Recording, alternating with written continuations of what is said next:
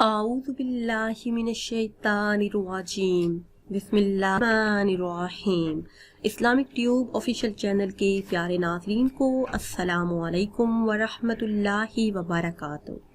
ناظرین و سامعین، آج کی اس خاص ویڈیو میں سوموار کے دن کا ایک نہایت خاص اور مجرب عمل آپ کے ساتھ شیئر کریں گے۔ یہ بہت ہی خاص اور مجرب قرآنی عمل ہے۔ اس خاص عمل کو کرنے کی برکتوں سے ہر قسم کی جائز حاجات اللہ کے فضل و کرم سے پوری ہو جاتی ہیں، مشکلات آسانیوں میں بدل جاتی ہیں اور پریشانیوں سے ہمیشہ کے لیے نجات حاصل ہوتی ہے۔ میرے ایسے تمام بہن بھائی جن کا یہ کہنا ہے کہ دعائیں مانگنے کے باوجود قبول نہیں ہوتی، تو اس کی ایک خاص وجہ یہ بھی ہے کہ ہمیں دعا مانگنے کا صحیح طریقہ نہیں آتا۔ جب ہم اللہ سے مانگ رہے ہوتے ہیں تو ہمارا دل اور ہمارا دماغ کہیں اور ہوتا ہے، ہمارا دھیان کہیں اور ہوتا ہے۔ جب ہم دعا مانگتے ہیں تو قبولیت کا یقین نہیں رکھتے، غفلت بھرے دل سے دعا مانگتے ہیں۔ پیاری اسلامی بہنوں اور بھائیوں، احادیث مبارکہ میں آیا ہے کہ غفلت بھرے دل سے مانگی ہوئی دعائیں قبول نہیں ہوتی۔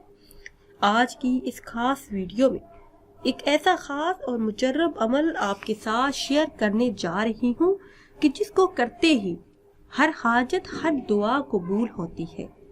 رزق کے لیے یہ بہت ہی خاص اور مجرب عمل ہے۔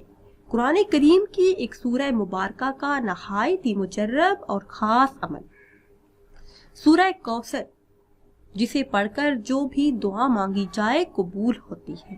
سورہ کوثر کا ورد کرنے کے بعد اللہ عز و جل سے چاہے رزق کے لیے دعا مانگے، قرض کے لیے دعا مانگے، جلدی شادی کے لیے دعا مانگے یا پھر ذاتی گھر کے لیے، تمام مقاصد میں کامیابی مقدر بن جاتی ہے۔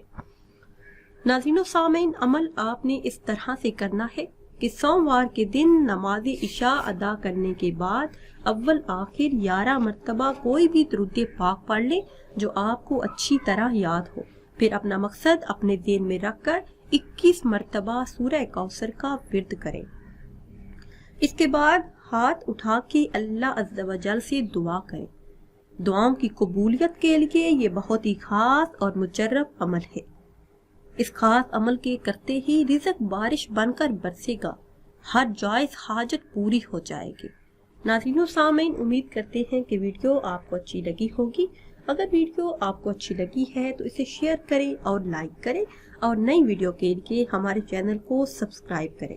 پھر حاضر ہوں گے ایک نئی ویڈیو کے ساتھ۔ اجازت دیجیے، اللہ حافظ، اللہ حافظ۔